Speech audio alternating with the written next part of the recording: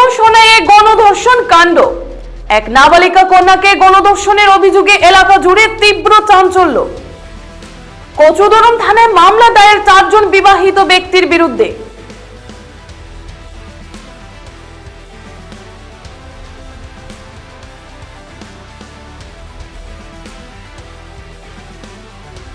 পূর্বশোনায় সংঘটিত হয়েছে এক নিন্দনীয় জঘন্য কাণ্ড।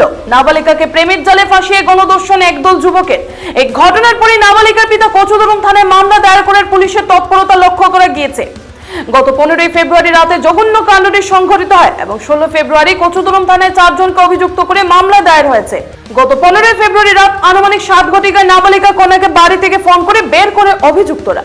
নাবালিকা ঘর থেকে বের হলে বলপূর্বক মুখে চাপা দিয়ে একটি থার গাড়িতে তুলে অপহরণ করে নিয়ে যায় এবং শেষ রাতে অর্থাৎ 16 ফেব্রুয়ারি 4টা নাগাদ অভিযুক্তরা বাড়ির নিকটে ফেলে চলে যায়।